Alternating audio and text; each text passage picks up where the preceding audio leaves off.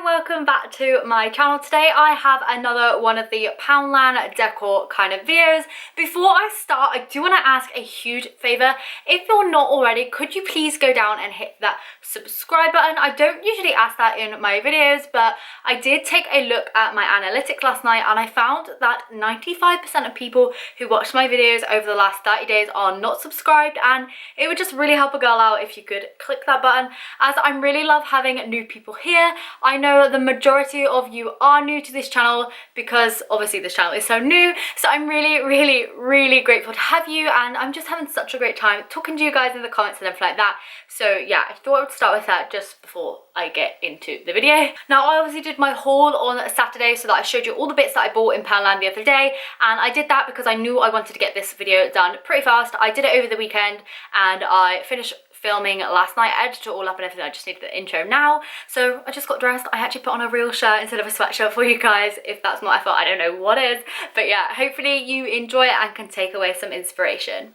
So for the first DIY, I took this little topiary ball. This was actually in the sale in the gardening part of Poundland and it was 50p, but I just went ahead and removed all the tags, placed the twine in my little ribbon box just to save for a later craft. I then took this metal planter and I just needed to attach the two, so I just used this wooden dowel, and this is just something that I had hanging around. I have quite a few of these, but I just went ahead and hot glued that into my topiary ball.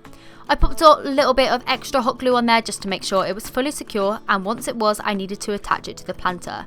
To do this, I just bulked out the base of the stick, and I used this piece of foam which was just like leftover rubbish from a recent package that I received, and you can use cardboard, some blue tack, whatever you have to make the base of the stick bigger. You obviously don't have to use a wooden dowel either. You can use like a stick from the garden, maybe even like chop off the top of a wooden spoon, something like that. Just really use your imagination. You want to attach the two pieces together, so that's why I made the base of the stick bigger so that I had more stability. I then decided I wanted the stick to actually be wrapped in twine, and I wish I did this before attaching the tree to the base because it was quite fiddly, but basically I just taped the bottom of the twine in place and then just wrapped it around, hot gluing as I went along. Once the stick was covered, it kind of looked like this. I thought it looked really nice and neat, but I just needed to kind of pad out the bottom. So I actually just went ahead, used some old sellotape wrappers, just bits that I had from the bin, and just bulked out to make sure it was really secure. Next, I took some of this Easter moss and I just kind of hot glued it all around the topiary ball, just to kind of bulk it out a bit more, make it a little less plasticky looking, a little bit more realistic. And I actually took my inspiration for the mossy part from a lovely lady on Instagram. I will leave her page down below so you can check her out. She also does little DIYs and stuff on her Instagram page, and I know that you guys will love them, so please do make sure to check her out. Her name is Tony and she just does a great job. Anyway, to move on to make this little tree a little bit more Eastery, I just took some more of these polystyrene eggs and I just pinned them down to another scrap piece of polystyrene that was just from some packaging. I then took various different chalk paints from the brand Rust-Oleum. This colour is the colour Sage Green. I just mixed it in with some chalk white to get paler shades and everything, and then I just painted loads of kind of half egg shapes in these colours. I did make some of them slightly ombre just because I thought the actual sage green colour by itself was a little bit too dark, but it worked well once kind of mixed in with a bit of white and ombre down. I then took some dark grey chalk paint and just kind of splattered that all over the eggs to make them speckled, and then I took the all surface paint, which is just a white spray paint from Rust-Oleum again, and I just sprayed the tree in that colour just to mute the green. I then hot glued all the half eggs and everything like that all over the tree, and I also took some of these wicker hearts, sprayed them in the same matte white shade and stuck them on also. The little wicker hearts are found in the wedding section in Poundland. I then took this off-cut piece of a grass sample. I'm not sure why I had this, but turns out I found some of these in my craft cupboard. I'm not sure 100% sure where they came from, but I had a couple, so I figured I would use that. I just cut it in a circle, cut out a little hole in the middle via a line, just shoved it in there and then just hot glued it down over a bit more of the rubbish. I did bulk it out a bit with some of that polystyrene and then hot glued it down and added a bit more moss. Obviously I understand if you don't have a grass sample, I'm sure you could get hold of one fairly easily, maybe online or something like that.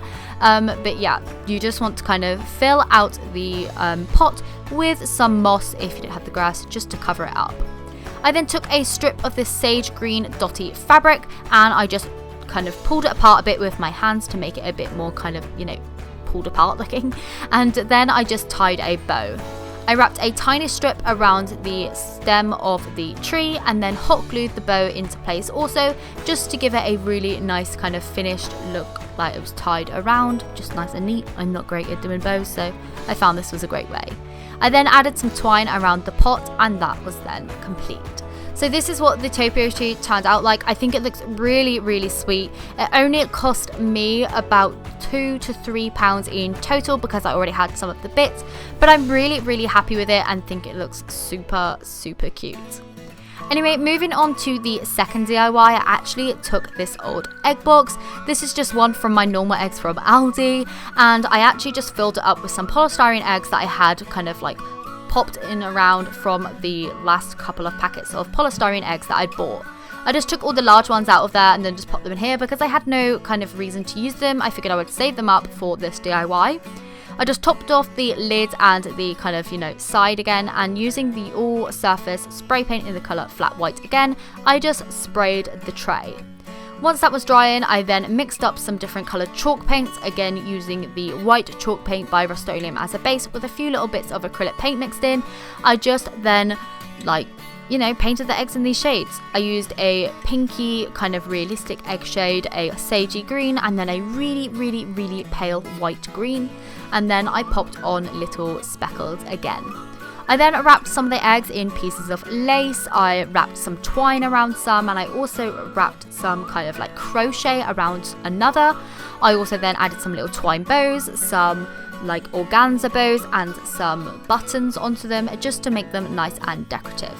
You could do this in whatever way you want to, whatever like pieces of fabric and stuff you have in your collection. And then what you want to do is kind of hot glue it all together. In order to do mine, I took some of that raffia that I used in a DIY the other day. You can get this from Poundland or Home Bargains, anything like that. It's basically just straw. And you want to hot glue some of that in and then hot glue your eggs down into it. It just gives it a more kind of farmhousey, kind of like not so put together look. I think it makes it look a tiny bit more rustic, a little bit more worn, kind of like you would find the eggs in their hutch or something. Is it called a hutch? I don't know. A coop, a chicken coop. I feel like that's the one. Anyway, I just went ahead and cut some of the bits just to make sure that they were kind of like all trimmed down everything.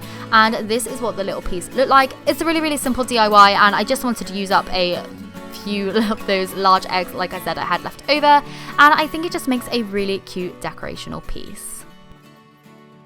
So for the third and final DIY, I actually got round to redecorating this birdhouse. I absolutely loved this in there, and I'd seen it a few times. I do want to recommend you check over your birdhouse before kind of purchasing it, because mine had quite a few dings in and I know some of them will be better quality. I removed all the labels, everything like that. Again, set the twine aside, just pop it in my ribbon box. I always use like the leftover ribbons and twine and stuff for future projects. I just went ahead and took some of the granite chalky finish furniture paint in the colour granite, like I just said, from Rust-Oleum. I mixed it up and just painted on one thick layer. I then went ahead and painted on a thin layer of the white chalk paint, and then once that was completely dry, I then took a wet microfiber cloth and I just rubbed the chalk paint off several areas to give it a nice distressed finish. With the leftover white bit that was left on the cloth, I just rubbed that across the bottom just to give that a worn look also. I then took these jumbo lollipop sticks from the craft section. I just cut off either end so that they were the right size for the roof, and I just started sticking them on to make them look like it had a little wooden roof. I just hot glued this all the way around, taking one bit at a time and making sure they slightly overlapped. I think I used about 12, maybe 13, maybe a little bit more lollipop sticks, but like I said, you can find these in the craft section. I think I got these from Poundland. I can't be 100% sure, but I've had them in my craft stash for ages. If not, you can definitely get them in places such as the Range, craft sections like that. I then took some slimmer slices of the same lollipop sticks. I just cut them up long ways and I just popped them on to make a little door. I did paint on a window but decided I hated it, so I just wiped that off with a sponge and then painted it over with the chalk paint. Obviously, you can do this if you make any sorts of mistakes. Just wipe it off, paint over it again, let it dry, and just work with it. Obviously, where I painted, it did look a little bit too pristine in comparison to the rest of it, so I did actually go back in with my cloth and just like rub it down a little bit and make it look like it was a little bit distressed like the rest. I then took another little piece of a lollipop stick and another one of those wicker hearts sprayed white, and I just popped one of those on and wrote the words "Home Sweet Home" in a white Posca pen across it and popped that across the little wicker heart. I was going to put this above the circle, but to be honest, I didn't really like the way it looked, so I just popped it there. I tied a little bow using the twine that I took off for the label, and I just popped that above the bigger hole. And then with a white Posca pen yet again, I just went ahead and drew on some little cobblestones coming out of the door. On the left hand side of the birdhouse, I figured it needed a little bit more attention, so I just went ahead and painted on a little planter. I popped some dots, and then I popped lines going through to kind of make a mini eucalyptus kind of pot, and then I painted on a little bow. I really liked how this looked, so I actually put them on the other side as well and on the front as well to add a bit of greenery, as I thought it looked really, really pretty. And where I want it in my kitchen, I know that I have a lot of sage green stuff, so I thought sage green would kind of bring it all together. Again, with the sage green colour, I just took an off cut of a little piece of fabric. This was just a sage green dotty piece of fabric, and again, this is what my seat pads are made of, and also a bunting in my kitchen I have in a sage green dotty fabric, as you see on the topiary ball. And I thought this would just be a nice way to add it all together, so I just created a little window frame out of the small bits of lollipop stick, and I just made curtains from those pieces. I think it looked really cute on the side there. I just hot glued them down and then just cut them to size and popped a little cross using the same little lollipop sticks. Again, I'm just hot gluing that all into place. I think it just looks so cute, and it just adds a bit of extra texture where the rest is kind of wood. In the top, I then took this copper nail and I just hammered that in, and this is how the final piece looked.